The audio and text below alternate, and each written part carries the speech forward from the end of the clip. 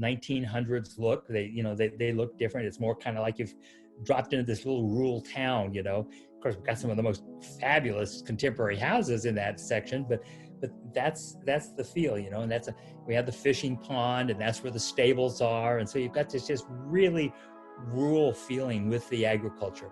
All of our common area landscaping is edible. So all the crosswalks are blueberry bushes, and there's banks of figs and apple trees, and you can just feast. And all the kids know the seasonality.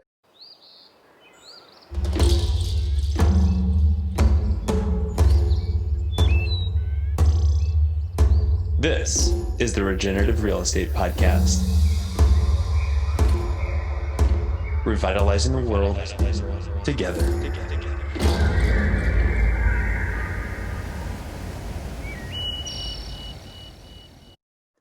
Hey everybody, welcome back to the Regenerative Real Estate Podcast. I am your host, Neil Collins, and I have been chomping at the bit to release this episode. Our guest, Steve Nygren, is just such an incredible visionary turned developer. I mean, if you were to accomplish everything that Steve has, you'd imagine that you'd need to take several lifetimes in order to do it. And it's just with such extreme pleasure and admiration that I get to talk and have conversations with thought leaders and action takers like this.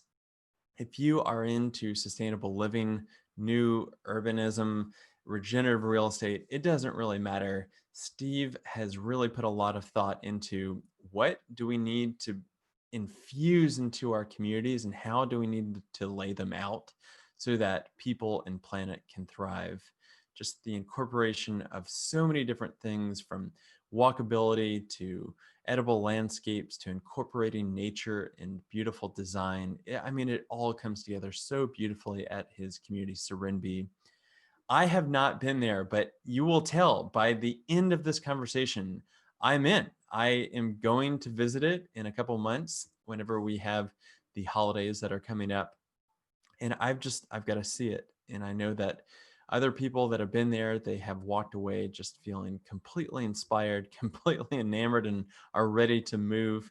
So if you are at all interested in what Steve is saying, I really encourage you to go check out Serenbe and what they have to offer, as well as get in touch with us if you are looking to incorporate sustainability into your environment. At Latitude, where we work, we really work hard to help people achieve that. And so without further ado, let's get into today's episode.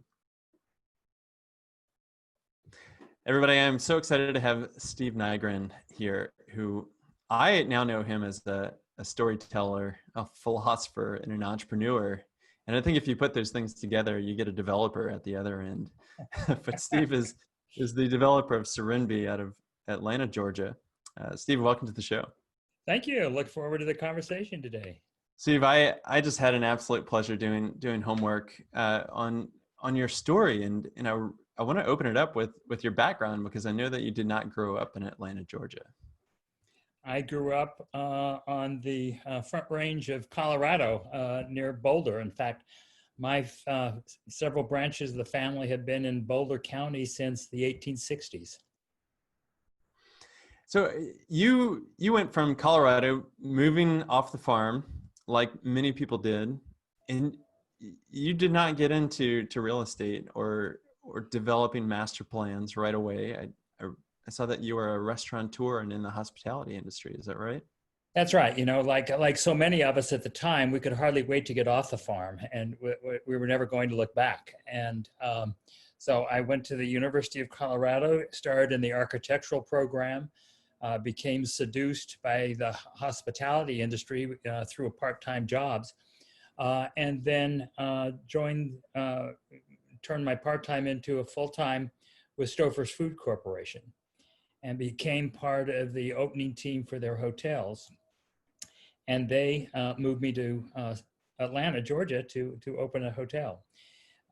And I saw the excitement that was going on in Atlanta. We opened that hotel in '72, and I stepped off that corporate treadmill to open my own restaurant in '73 to stay in Atlanta, and then grew that to a restaurant company of 36 restaurants in 8 states. And then had an opportunity to sell that and retire at a relatively young age. And so then we moved to our weekend home, which was a farm right on the edge of Atlanta. It was amazing that there was open land southwest of Atlanta as close as possible, because I can get downtown Atlanta in 40 minutes. And so that was our journey, and I thought that I was going to have a leisurely gentleman farmer life. I had come full circle, left the farm, and now I'm back. But it wasn't my primary income, which makes it very, very different. And then it was in my 7th year of retirement that I realized that my land and my neighbor's land were threatened by traditional urban sprawl. We were the last quadrant of Metro Atlanta that had not been developed. And that led to first figuring out how to save the land, and then realizing the only way to do that would be to lead with a balanced growth approach on how you could develop and preserve open land for agriculture, timber, recreation.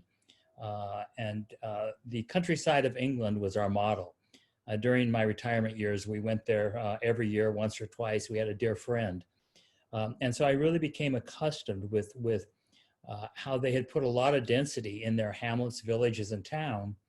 And it still felt country. You drove through the countryside and you drove into the towns, versus in America and so many places in the world, the buildings all follow the roads out of town until it just all sort of blends into a nothingness with identity. And so that was our model, and we rolled up our sleeves to make it happen. The part of the story that I really like is that your kids were an integral part of, and this is what I'm gathering from reading other sources and listening to you in other speeches, but your kids almost dictated, like, you didn't think that you would be going out to your farm as much as you were. That's right. When we first bought the farm, they were 3, 5, and 7. And we bought it on an afternoon drive to show them farm animals, and it was just purely an emotional buy. And we rented the historic farmhouse out, and my wife fixed the cottage in the back, which had been built for farm laborers, and it was a shack. And in case we ever wanted to spend the night, and I'd imagined a couple Saturday afternoons a month, we would come out. We got a Shetland pony. We had an apartment in one of the barns for a caretaker. And to my amazement, it's where everyone wanted to come every weekend. And we had a great house in the city, right in the center of the city, an acre with pools and gardens. And we could walk 2 blocks one way to the High Museum and all the restaurants on Peachtree, and the other way to the Botanical Gardens at Piedmont Park. I mean, this was the dream house in a dream location. And when we redid the gardens, we planted things that would be mature when the girls got married in that garden. So we never imagined leaving, but we were totally seduced by the country, because I saw how connecting with nature really affected the kids, but really touched our whole family. And it pulled me back into what it felt like to walk barefoot on the earth and to really connect back into nature. What do you think that was for your daughter's experience? Why do you think that they gave up the pool and all the amenities and their friends in the parks and all that of inner city living to go out to the farm? Well, I think, I watch all the kids. We have innate connection to nature that we've sort of denied ourselves because we haven't been building places for that and we don't have it available. Are you familiar with Richard Louve's work, Last Child in the Woods, the book, and Children in Nature Network? And so that book came out, 11, 12 years ago now. And I sent Rich a note. I didn't know him at the time. And I sent him a note and I said, thanks for giving voice to what I intuitively knew. And I said, all of our friends, everyone thought we were absolutely crazy, but we just sensed it from the time during the weekends that we were spending here and saw the difference of the kids. And so if you read Richard Louve's book, that explains it a lot, and how critical it is, because he actually has put the research together in the book that shows that part of kids' brains not developing because they're living in such structured, built, and social environments. And the best way to counteract that's nature. And so then, of course, the movement of Children in Nature Network. And now that organization's working with the League of Cities to really address this for inner city kids as well, so that it's one of the big things we should address. Yeah, the concept of free range childhood, it just seems to be so incompatible with urban life, even with people having that intention. We'll get it with our 4-year-old that's riding around on his bike around the block. Well, people will come up to the house and say, "Do you know your kid is outside?" It's like, we do know that he's outside. Isn't that sad? It's amazing that with all the incredible things we have, one of the most common noticed things is free range kids. The kids are having fun and they're out and there's not an obvious adult, and it's sort of the neighborhood. When people move here with kids, they know that's one of the reasons, but it takes a few weeks for them to actually get over that panic when they don't know where their child is every minute. It's one of those things of, we don't realize how we built our environment and our cities and how that has changed our culture to that over time. You end up with this. And what is striking me about Serenbe and what you have done is that almost a century to the year that Levitt towns started to get introduced into the country, which were the first suburbs. And this is the work of 3 gentlemen that they were building something like 17 homes a day. And that one catalyst started us down a plan of an urban planning philosophy that we're now reeling from. And you put out something that I hope will be a catalyst for. It's interesting that you bring that up, because that is where it started. And we realized that was after a global pandemic. So interesting. I didn't realize that. After the Spanish flu. And so there was this whole attitude to get out of the cities, which were seen as bad places to be because it spread the germs so easily because of the density. And then, of course, then the interstate highway system after World War II facilitated it in a rush. So you started the story that I want to get in on the real estate side to really sink my teeth into it. Is you did something that I would imagine in Georgia was not legal at the time. And my favorite developers, they consider their work pre-legal and they just start going on it. But you've got a 60-acre farm. How did you go from that to what the community is now? Well, we started with the 60 acres, and then the piece of property next to us that was part of the original 1904 farm. Sorry, part of what was the original 1904 farm came available. So we bought that 224 acres to put the old farm back together with no thoughts other than we could and that would be cool. It was still our weekend getaway, and I didn't know why I had 60 acres, let alone adding to it, but it just seemed like the thing to do. And then we put another piece together, and so we had about 300 acres. And then my daughter and I were on a morning jog at the end of 1999, and the bulldozer was bulldozing the forest next to us. And I ran out and I stopped the guy and I said, "What are you doing?" And he said, "We've just been hired to clear the trees. I guess they're putting houses here. That's what always happens." And with that, I panicked and ran back to the house to call the retired doctor who lived a couple counties away to find out what was going on. And I kept calling and I couldn't get him. Later found out he was in Europe.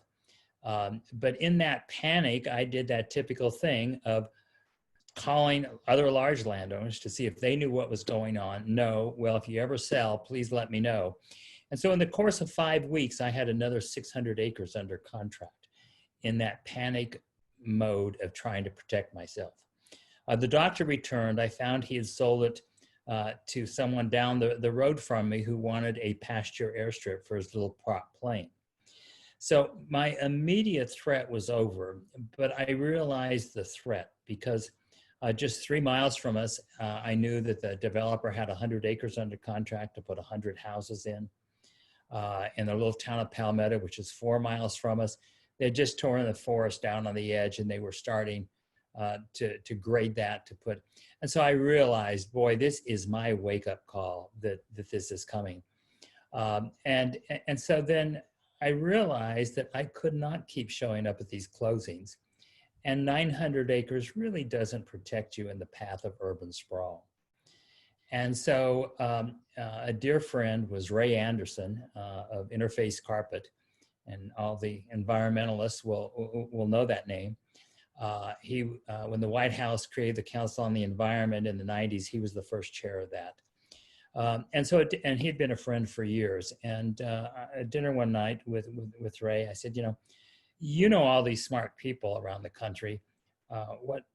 What could we do? Do you know somebody that could help me protect my own backyard?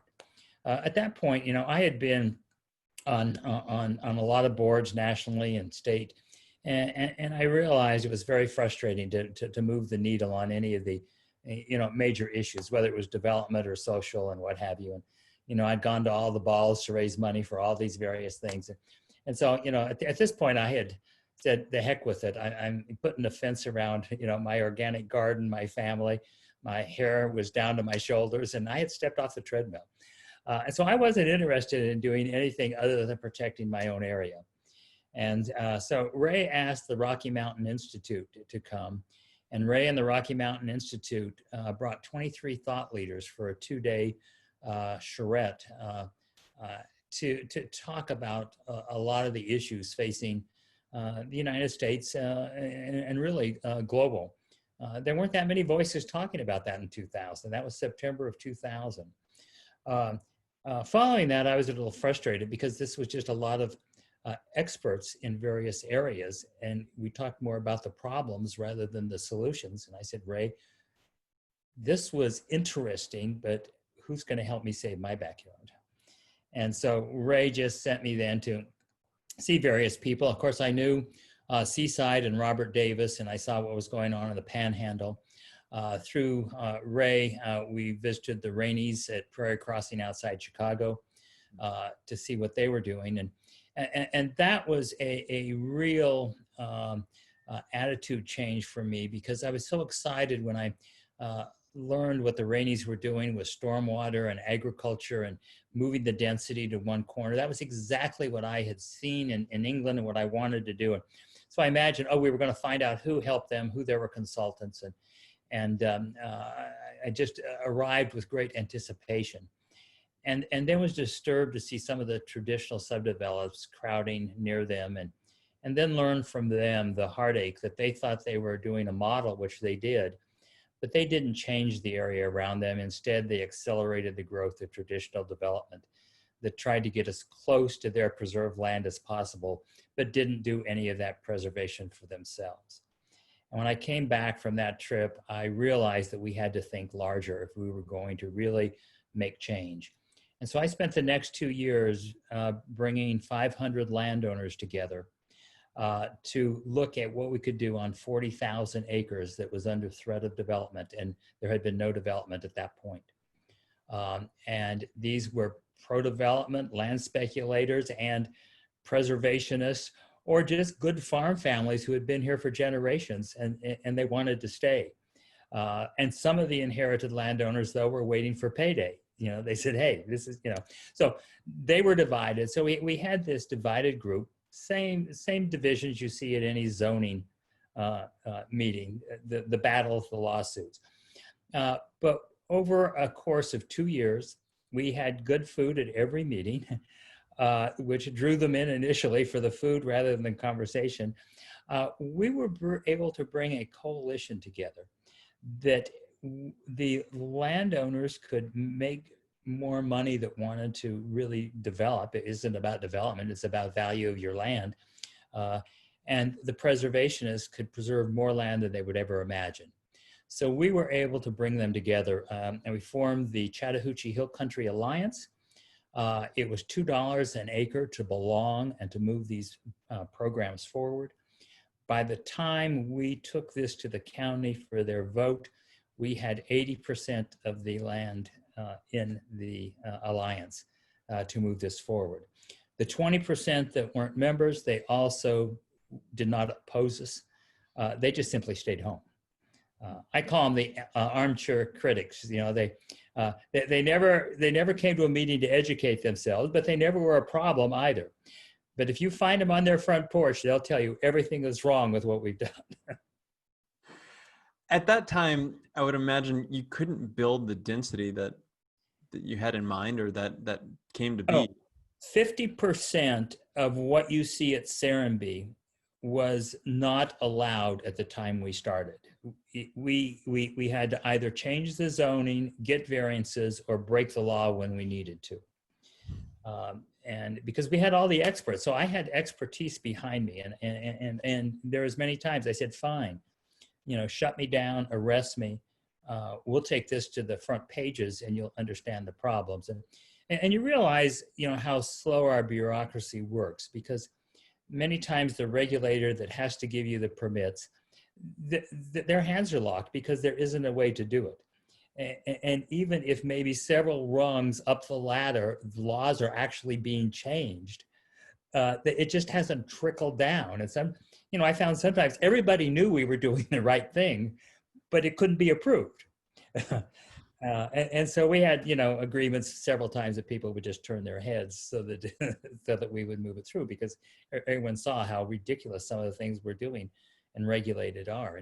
And you see why we have the issues we have today with development.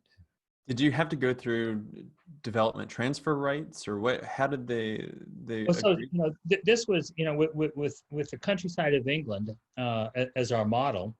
And once we had the land plan, Rocky Mountain Institute helped me find Phil Tabb, who did his doctorate on the English village system.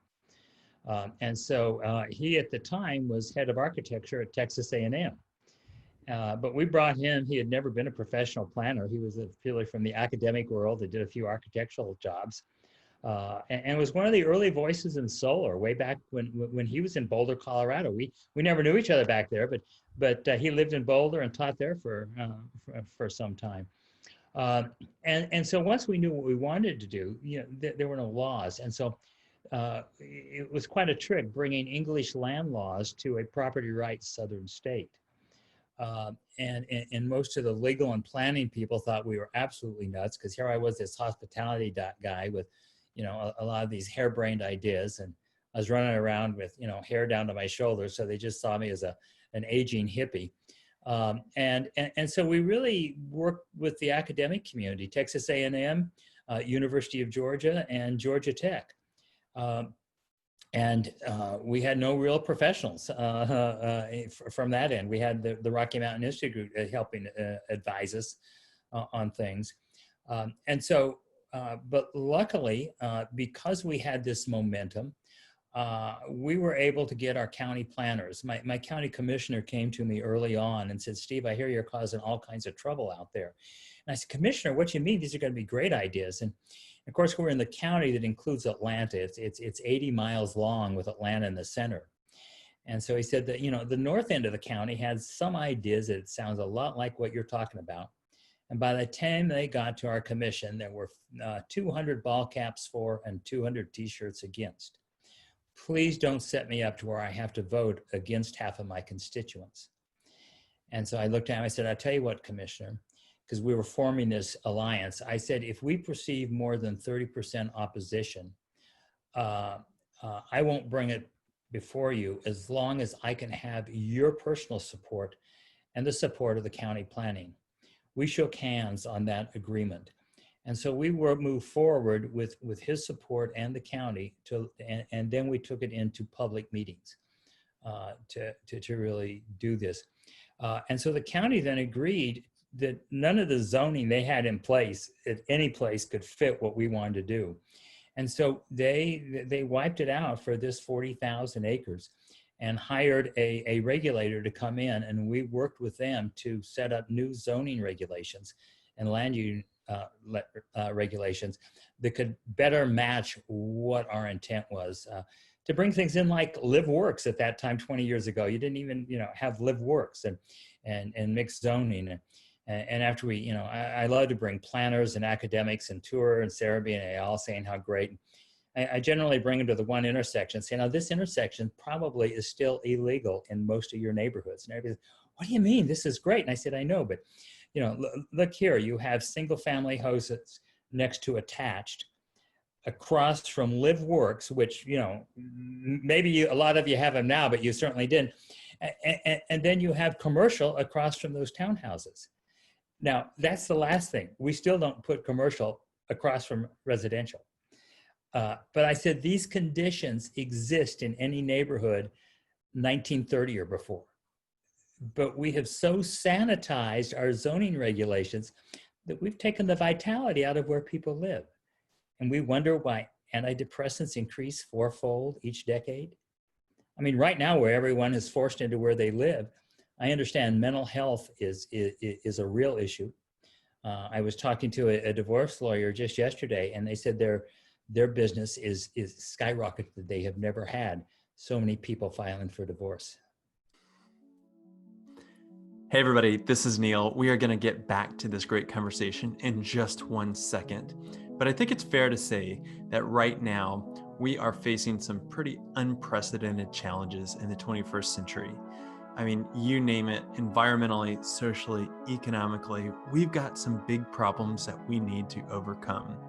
And that's why, for me personally, and the people that work with us at Latitude, we want to dedicate our time and our energy so that we are not only working to put food on the table and a roof over our heads, but also make the world a better place. And so if you are at all interested in combining your sustainability values with a very powerful financial model of real estate, then I highly encourage you to check out what we are doing at Latitude. We are creating something truly special with a tribe of change agents that for now is working across North America, and hopefully one day in the future with you coming on board, we can be working across the globe. So please check us out. You can go to www.chooselatitude.com, or you can find us on social media at latitude.realty on Instagram, and we are also on Facebook. Okay, let's get back into it. Yeah, I heard it was either you're having babies or you're getting divorced. That's the two big things that are coming out of the pandemic there. Yeah, because we've built places where you're basically in your own four walls or your own fenced compound. And we just haven't built places over the last several decades that connect in a community spirit. Yeah, and I want to underscore this for people that are listening, because whenever we started to switch from, we had a brokerage with about 20 agents and several hundred properties under management. And I realized that, I looked up, I didn't like what I was doing. We didn't have a lot of impact, but all our elders were getting sick with cancer. And you start to read statistics that we're spending 90% of our time indoors. And then you realize the other 10% we're typically in between our doors. And I started to go down the rabbit hole of why are we getting cancer? And you see such an explosion of not just cancer, but autoimmune disease and sickle cell anemia and Lou Gehrig's disease and all this of just in the last century. And most of it is getting caused by our indoor air quality. And so as you're talking, what it's making me hit is we started to call it regenerative real estate, just pulling from regenerative agriculture. And people kept saying, what is regenerative real estate? And I said, it's not just about sustainability of, our solar panels and our wastewater treatment systems, but it's about health and wellness. And it's about ecological integration. And really the X factor is about community integration. And the more and more I learn about Serenbe, the more I realize, we can hit whatever quadrant of regenerative real estate to really highlight what you've done. And so I'd love to give the listeners, if you were to walk through your community, what does that look like? Well, to pick up on something you were just talking about is cancer and the really the sickness that is plaguing our country. That the real estate you're talking about, how many of them had front lawns? 100%. Right. And there's a report, and I haven't been able to find it, but I saw it 20 years ago. It was just coming out. The higher percent of cancer for people that live on golf courses. So I believe that the chemicals that we use for a beautiful lawn is part of it, in addition to all the other things you saw. And we have to bring back that that whole regenerative idea of what a beautiful yard is. Because once they're chemicals, and it always drove me crazy in the city when I'd come home and at least twice a year there was a sign on the neighbor's lawn, "Do not walk for 24 hours," you know. And my cat could never read that, and, you know, across the lawn and into the house and on the sofa. And I thought, well, you know, the air blowing, you know, what's going on that they actually have to legally post that kind of a sign. And then as we've looked at it now, you know, that when that happens, those chemicals are there, we've disturbed the ecosystem. And so the natural predators are some of the pesky bugs like mosquitoes and all, they get the heck out of there. And we're left with the more hardy, pesky, and so then we have to go get more chemicals to spray to keep the bugs away. And before we know it, we're living in the middle of a chemical, and we wonder why we're sick. There it is. And so to answer your question, if you arrive at Serenbe, I love it when people arrive at the old inn. Now the house that we ended up restoring, the old historic house and adding to it. And then when we moved to a townhouse right in the middle of the community, no one could understand that I was building live works and townhouses. So I said, we'll build the first townhouse. You know, it might be one townhouse in the middle of the woods, but we'll show what we're going to do. And so you arrive there, and it's the old 1905 farm compound that's now a country inn. So people can come stay and experience that whole experience. But you come down the gravel road. That entrance is still a gravel road, and you feel like, where am I? Am I sure I'm right? So we have a sign just every now and then just to assure that, yeah, this, you know, you're okay. And then when you come through the wildflower meadow, which is that woods, that forest that was destroyed, is now a wildflower meadow. And then we deal with the transect. Phil was one of the early people that really worked with the Thornburg transect during his studies in England. And so when you arrive, we're introducing houses into the landscape. But in that first area, there are no curbs, there are no street lighting. It's just houses that suddenly you see them, and you have to leave 15 to 20 feet of the natural landscape, no matter what it is, kind of wild bushes and what have you. But you leave the natural landscape, and the driveway goes in, or the walk. No, there's no sidewalks. And then when you come to the next, then it's our first crosswalk.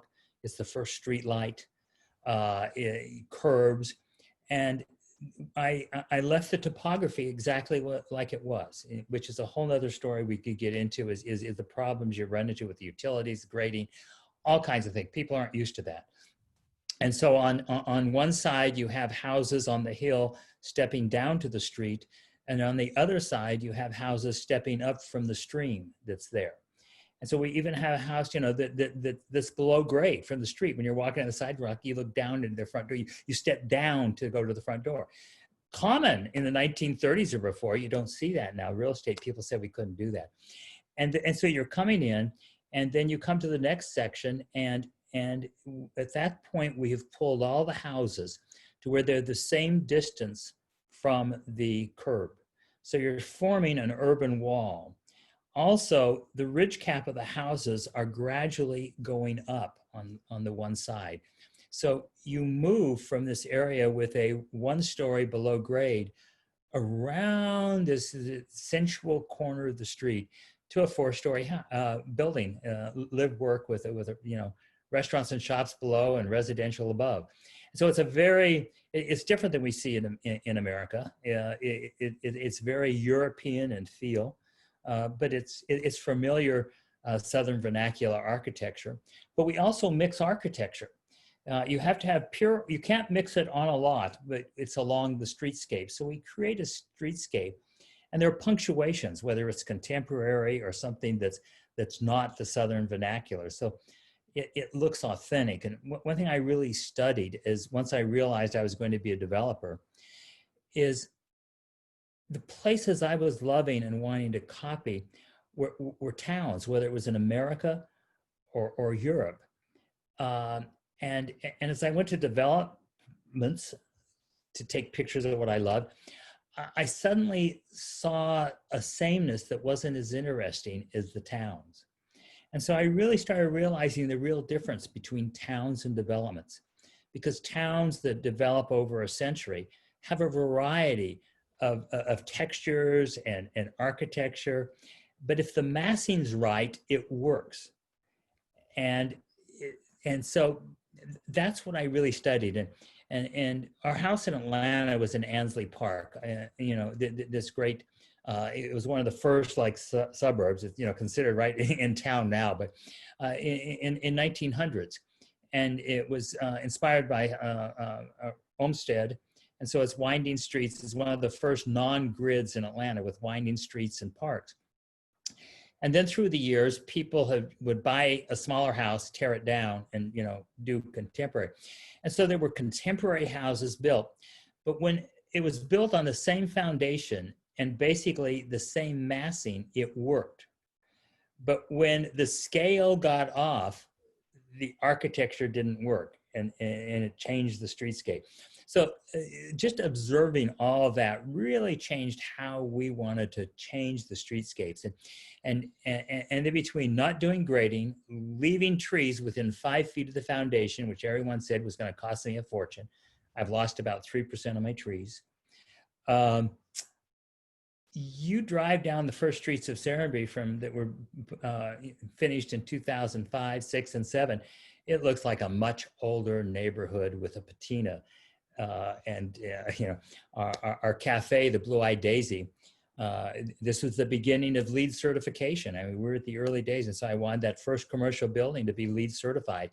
But there was an attitude back then that, everything was either, 70s architecture or contemporary to be environmentally correct.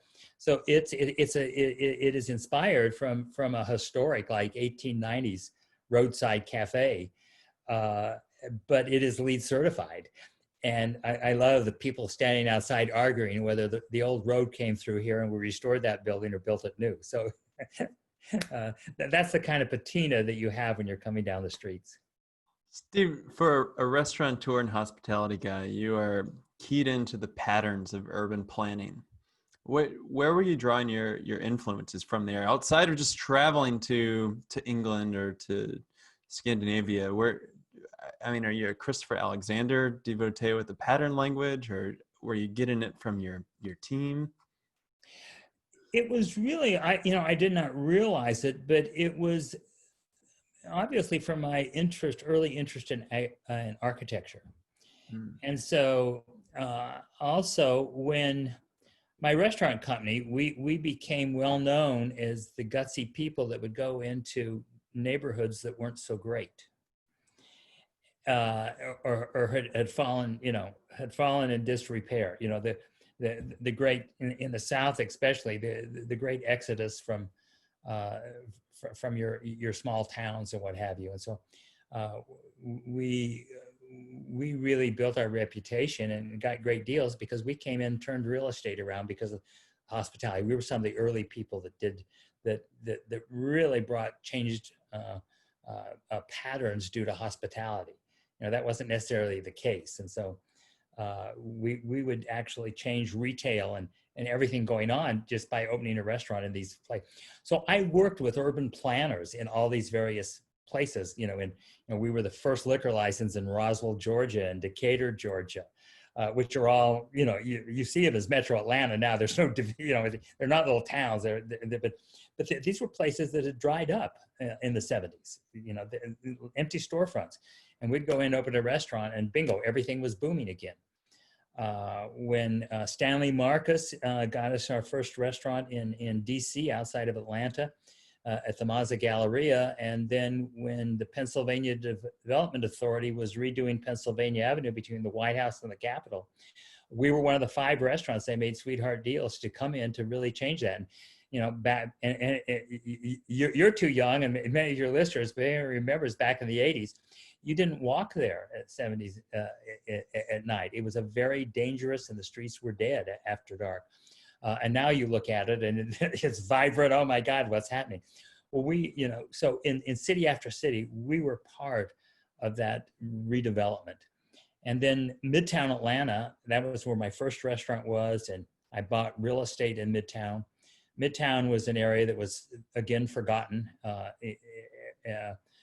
All the shops, many people moved out in the 60s. And so it was empty storefronts in the 70s.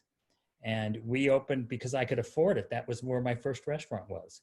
And suddenly it was chic to come into this, you know, dangerous neighborhood. And, you know, we had fancy cars and mink codes coming into a corner that was not thought of. And I later became head of the Midtown Alliance. And in the 80s, we changed zoning for that area to be a walkable community, fighting with the Department of Transportation to take one-way streets out. And so through, you know, major foundation grants, luckily in that role, I was able to work with major planners. Tony Nielsen out of Boston came in to help us. So I didn't realize that was my tutorial for what I was about to do down here. So I've been right on the edge of all that this entire time. Yeah, we are definitely the sum of our experiences, and to incorporate that into a beautiful walkable neighborhood. And I've heard you talk about really almost your succession planning of technology, of like, we're not always going to be a car dominant society, and offering people those kinds of solutions. And I know that you've mixed in pocket neighborhoods and things like that. I mean, I think that's just such an extraordinary offering to a city that's not necessarily known as being the most walkable place. Well, no, it's, you know, Atlanta isn't, but, you know, Midtown Atlanta is. If you go to Midtown, it is walkable, bikeable, pocket parks. I'm really proud of what has happened in Midtown Atlanta. It's a great team there that's really carrying that through today, and exciting things. But we're showing how neighborhoods can be, and right now during the pandemic, we really see that what's happening as people are fleeing into small towns, and as we can work remotely, it's hopefully the rebirth of small town America. Wouldn't that be great? But the important thing is we have to remember that how we live 20, 30 years from now is going to be different than we are today. And transportation is one of the huge things. And so, but we don't have to have a rail line or a main public transportation, because autonomous cars, it's going to be shared riding. You know, if you look, most of your big companies are already in research on what that's going to be like. And it's not necessarily going to be 4, 6, 8 people sitting next to each other facing forward. You know, we're going to be thinking about rooms on wheels, you know, transporting people with different needs to different places. It's going to be very, very different, and probably going to happen faster than we can imagine once it starts happening. It will be probably, for my grandchildren, it will be as unique to own your own car as it is for people to have a horse today. And that's just how we have to plan. You know, I also think, you know, we have to look at how we have more responsible development. You know, it's just from a personal cash flow. Why spend all of our money on the energy to run our communities and our houses when you don't have to? So, you know, all of our houses have to be certified, which generally reduces your energy demand by 30, 35% just by building a good house. We should be doing that, but, you know, you have to have kind of a certification to make sure that that's happening. And now we require geothermal. We set up our own utility so that that would work, because appraisals and bankers have not been really understanding that value. And so for spec housing, it was impossible for them to really build in the expense of doing geothermal. And so we formed our own utility so that we could demand it and require it. So that's going forward. So that reduces your demand by another 35%. But another huge benefit, which is why I started putting geothermal in 2004 in our first courtyard and restaurant, because it's silent. So if you have high density and you have this massing of all these air compressors, there's this buzz, you know, and we kind of tune it out. But our whole system really, that's disturbing to the noise system. We mentally turn it out, but it's still affecting us. And more people talk about what a difference it is to live in that silence. And then if you have all the houses built solar, geothermal, you have to do that at the beginning. It doesn't make sense to retrofit a house. But if you build it in solar ready, you can do that. And a good example, we did a demonstration house with Bosch here now, gosh, 7-8 years ago. And so it was certified, it was geothermal, and they put solar on it. Now, because we built it well, had geothermal, by the time they analyzed how much solar, it was a third of what you would normally need for a 2,300 square foot house, because we'd already reduced the demand. So that makes solar much more affordable. And the panels we needed could fit on the roof. There was no problem. There was space for it all, because that whole equation works. Of course, everyone says, "Oh, we can't afford it." Well, granted, that's a more expensive house. So if you're comparing silo to silo, you're going to have trouble justifying it. And even the people bringing this forward talk about the payback, saving the energy and how many years it's going to take to pay it back. But we sold that house, and there was a 70 or 80% mortgage on it. So their monthly payment was certainly more than it would have been for a traditional house built the same size for less money. But the key thing is, the increase in their mortgage payment that month, each month, was less than what their power bill would have been. So it's cash positive month one. You don't have to wait these years to get the payback. It's cash positive month one. And that's how we have to start looking at things differently as we come forward. And then that's better for the resources. It's better for the individual. It just makes common sense. Yeah, certainly.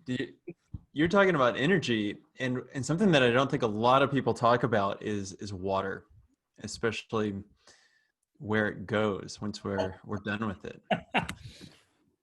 Well, water's a whole story. We talk about water storage, and Metro Atlanta talks about water shortage, but we're not doing anything near what we could do to conserve water. Now, number one, it's a crime that we're using potable water to water lawns that are making a city sick in the first place. So, we do not use potable water for our landscaping. It's natural landscaping. It looks very natural. I love people walking down the street, and after they're doing tours, they say, "What's one of the big things you notice that's different about our streets?" "Oh, the granite curbs, the custom lights, da da da." Hardly anybody notices we don't have lawns. It just it all looks very natural, it fits in. So that's a huge thing. What are we using the water for? Now, we've had a terrible time getting and then we have our own wastewater treatment system, and we use the water. And so we had a terrible time trying to get approval to use it's what most people think of gray water. We actually are treating black water for our toilets and non-potable. Not only should it not be a fight to do it, it should be a requirement that we had to do it. It's very different. There's just so much we could do regarding. So basically, in our energy, in our geothermal areas, for instance, in power, we use 30-35% of what a normal house does. On water, it's the same thing. We have reduced our water usage by 60%, both in what we're using it for and the fixtures we put in and how we set things up, you know. I don't like for anybody to have garbage disposals because, you know, that takes a lot of water. It's not good to put that in. You know, we should be composting anyhow. So if you just do away with the garbage disposal, you know, so it's little things like this that change our lifestyle and what we do and how we do it. So, and then how we deal with our stormwater. You know, we were really way ahead, and this is one of the big areas that I really had to fight federal regulations is we don't like to put stormwater in pipes. So, you know, kind of my rule finally with our civil engineers, okay, no pipes, and then you show me where we have to have them, rather than the versus where can we take them out. Now, that reduces your costs. I mean, my landscaping, stormwater, that all reduces my installation costs and our, as well as our maintenance costs. By 50 to 60%, these are major things. And it's much more enjoyable. So daylighting stormwater, you know, that's become more popular. In the 20 years, that's really changed. We were at the front end of that just because we had the consultants saying this is the way to do it. And so it was like, oh my God. Yeah, so, you know, you put water coming off of streets, especially that's polluted, into a hard pipe. All it does is build up speed and never has a chance to cleanse itself. And we wonder why the tributaries in all of our cities are destroyed and we're turning our backs to them. And there it is. It's that one policy that we've had of just worrying about getting stormwater off of a site and not worrying about where it goes. And so that's really changed. And you see that changing in developments all over, you know, from, you know, Los Angeles is changing the big, you know, concrete ditch to a bioretention park. You're seeing a lot of universities doing that.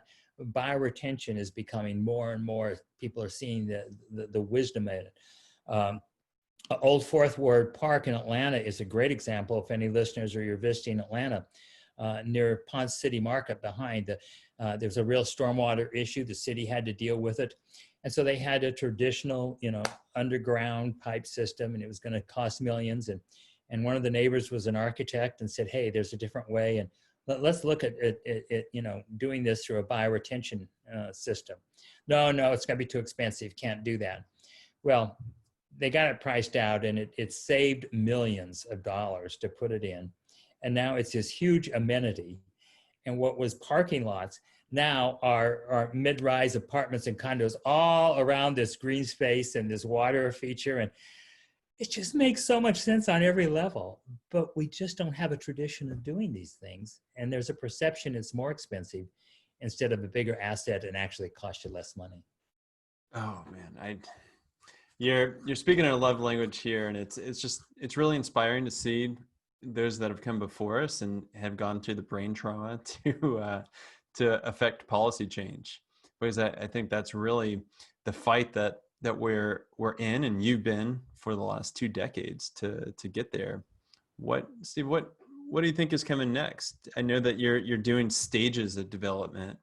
Well, we are. You know, we when I realized that one, we want to balance growth, and density moved to 30%, and then the balance, say for open space or you know, and anything that's agricultural use. So that was the number one. So you have that balance between preservation and density. You know, the new urbanist movement was great in bringing the density in, but it didn't have the other piece. So, you know, people living in those densities don't necessarily have the relief of the green space nearby. And so it's important to have that balance. But once we had that in place, we looked at what were the important foundations that really made a community a community. And we believe there's 4 pillars, and that's art, agriculture, education, and well-being. And so we have really focused to bring commercial components into the heart of each of our hamlets. We call them, we have a series of omegas, and in the top end of the omega is the highest density. And we try to set an intent for the commercial users and architect. It's not absolute, it's purely an intent in how we build, what we build, and how we set it out. So our first community, Selborne, is about the arts. And so everything you see, is where we started, that we commission artists to do our street lights and our trash cans and our benches. And there's art in the community.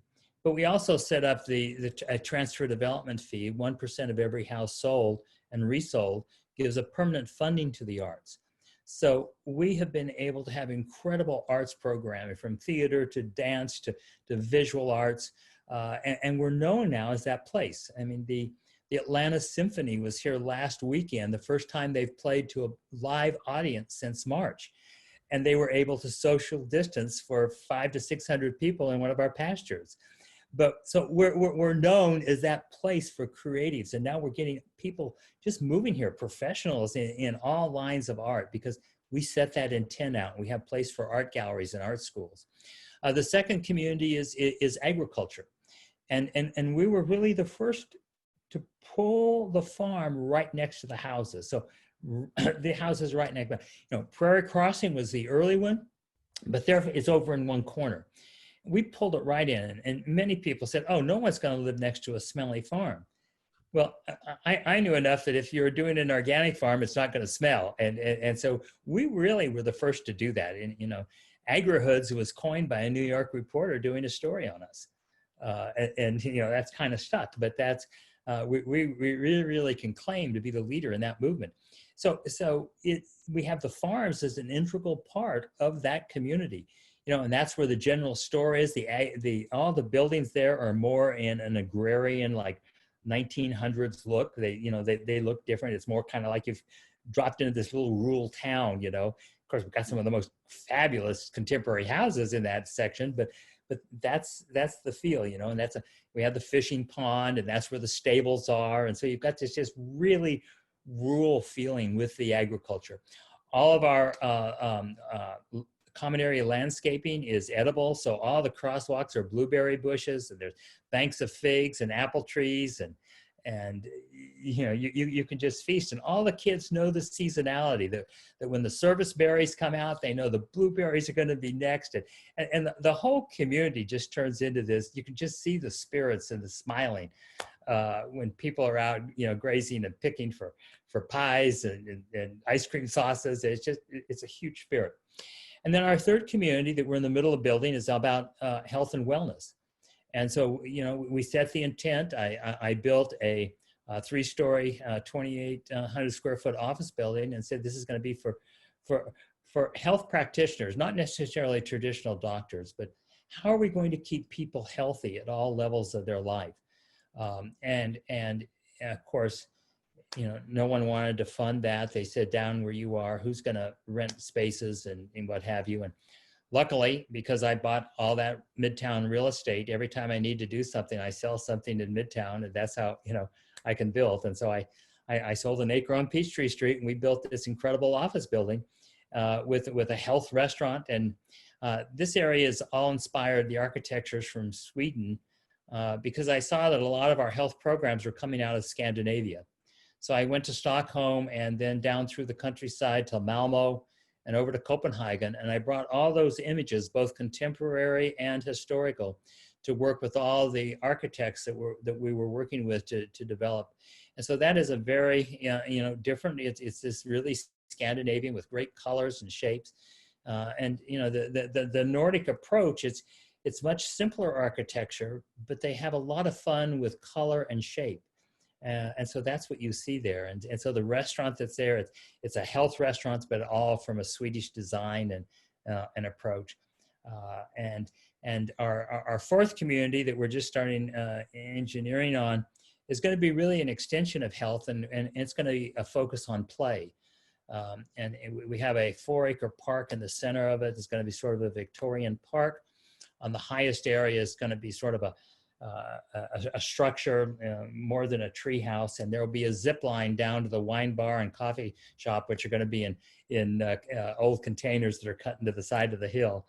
And then the fifth community is focused on education. Now, we have an incredible Acton Academy on campus, which is Montessori based.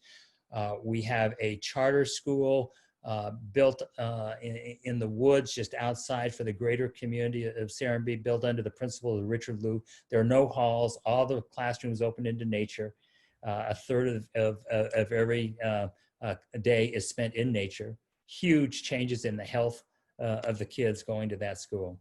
But we're going to bring into the fifth, we're going to bring an international school with a boarding component and some other model schools, as well as dorms for semester away in environmental training. We have universities coming here all the time, and even bringing a semester of kids here when we can find apartments for them to stay in, and then executive training. So we've got a lot more still to do. This is where your brain just kind of caves in on itself of like, oh my goodness, it's a representation of so many different things that we're talking about. I had the extreme pleasure of meeting the founder of Acton Academy, and just got enamored with the unschooling movement. And then isn't it great what they're doing?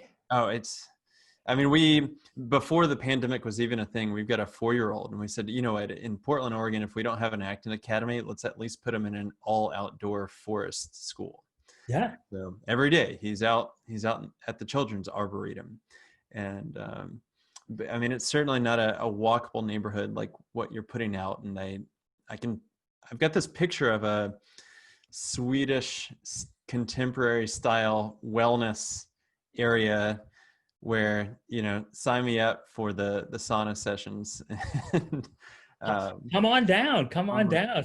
So you can imagine an Acton Academy and a nature school in this English village, and the kids are all out and about. And in fact, one of the folks at the school told me that I believe we're approaching to be the second largest Acton Academy that exists. How did you stumble into the Acton Academy? I'm curious. Well, one of our residents, we had a Montessori school, and one of our residents who had kids in there started researching what we could do to advance the Montessori school. And we were one of the early folks that got that certification from Acton. So we were early, and I forget what number we were. And it's just been incredible. And it's attracted educators, and what we're doing between our location and that program. It's just the people are showing up to both teach and for the kids to go to school. Yeah, the founder, whenever we were talking with him, he was relating a story about how his kids were in Montessori school, and the program was ending. They needed to go find another school for their twins. And he researched the best schools in Austin. Where could they go? And one of the principals of a school is like, you need to really remove your kids from a unstructured environment and get them into our structured environment as quick as possible, because that's going to be a pretty rough transition for them. And he asked the principal, well, why do we want to do that? Is that really the best of our education system? And the guy said he was quiet for a couple minutes. He said, it's the best of what we can do with right now. Isn't that sad? That's sad. This is the future of our country and our world. If we don't stand up, and it takes individuals. I say if we just take care of our own backyard, that is your listeners. Who can you influence? Literally for me, it was my literal backyard. I had no idea that was going to grow. And now we have people coming literally from all over the world. And many times it's a city council or county commissioner that tells a local developer that they'll approve them if they'll come do something like Serenbe. And so we get these people coming just sort of, well, I guess I have to see what you're doing because it's the only way they say they're going to approve. And then all of a sudden, you can see the reluctance. And after a half a day of kind of understanding, it's like, this makes common sense.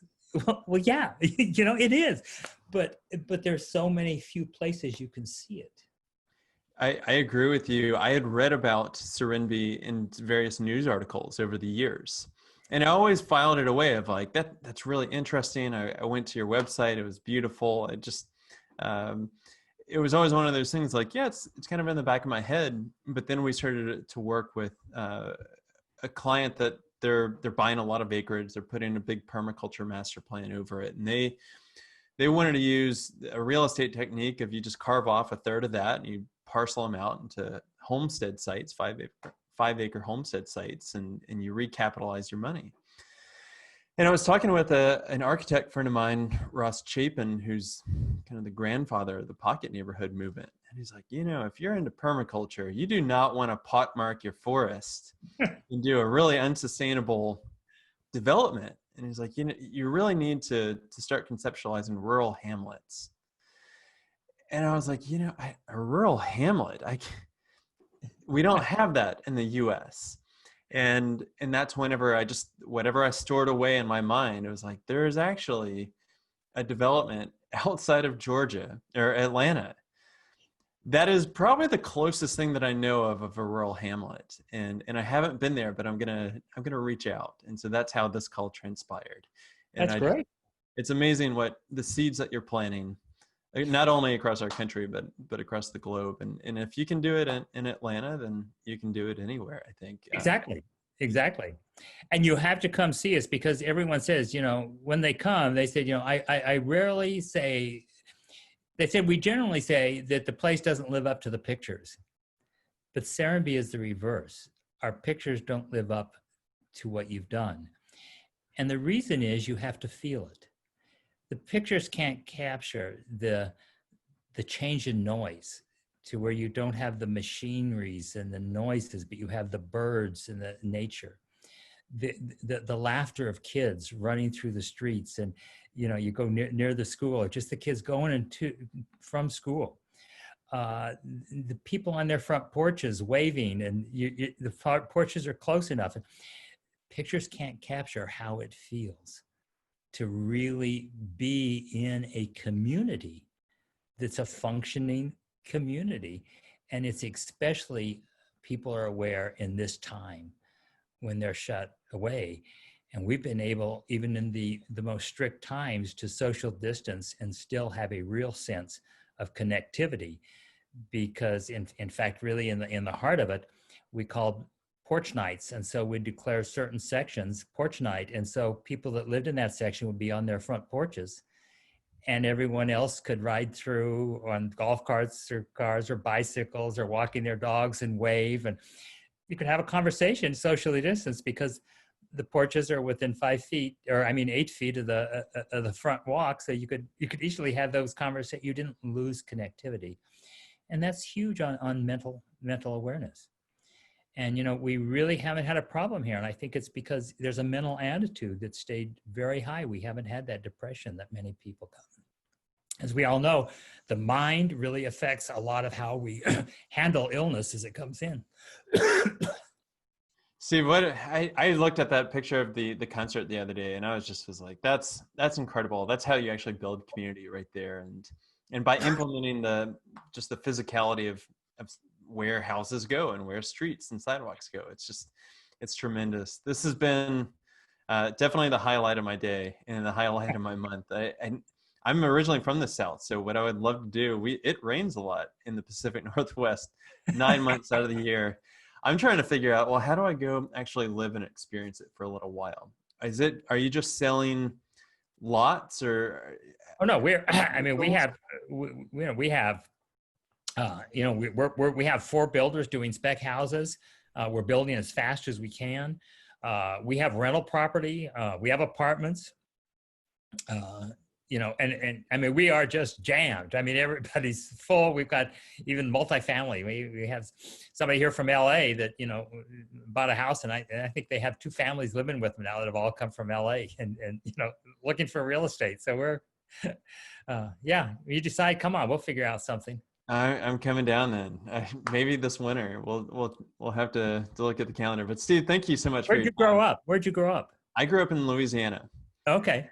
And it's one of those places that you realize the Southern vernacular. It's there. It's gorgeous. I think there's a lot of hurdles to get over in terms of the new urbanist movement. We're starting to see it, but instead of facing houses towards common green space, there's still a ton of concrete, a lot of pesticide and herbicide use.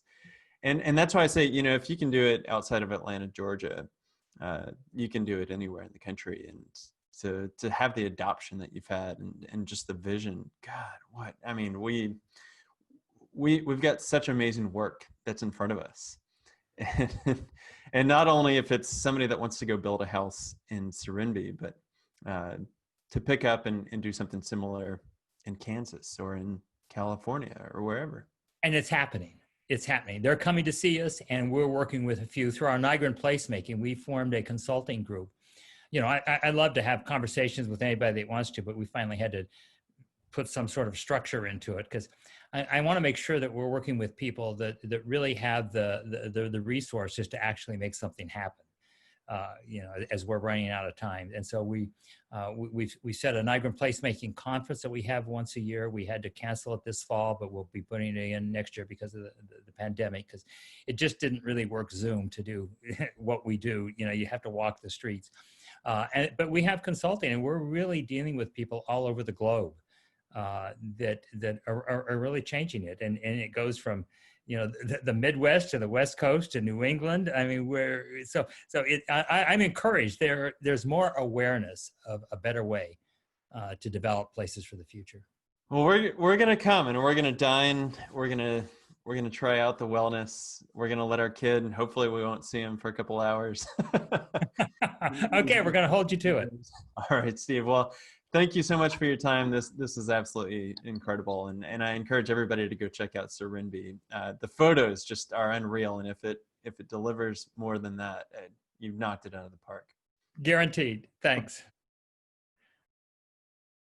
Okay, everybody, that is a wrap. This is another just great episode that I'm so glad that you're able to tune in, and thank you for being interested in regenerative real estate. What we are trying to do is help people and planet thrive together by using the built environment as a catalyst. And so I've got a couple big asks for you. Number one is, can you please go to wherever you're listening to this podcast, leave us a rating and review. Those actually go so far. And since this is such a passion project for us, we really want to be able to attract the best thought leaders from around the world. Second is that if you really like the content that we're putting out, you can find us on our own Medium publication called Regenerative Real Estate. We also have a very active community on Facebook, which is called Regenerative Real Estate and Design, which you can request to be a part of, and we would love to have you. And third, this goes to what we do every single day, helping buyers and sellers demystify sustainability by working with people that want to either buy a property and are trying to figure out the financing of, how do I actually live out my values? How do I put that water catchment system on there? Or how do I go finance a solar panel PV array? Or maybe I want to live closer to nature. And what are the properties that are out there that I can do that? And so we represent buyers like that. We also happen to represent sellers that maybe they've already invested in sustainable features. Maybe they have a living building or a LEED certified project. We want to help tell that story. So much of what goes on in the real estate industry is transactional thinking at best, and it translates down into agents just really don't know anything about sustainability.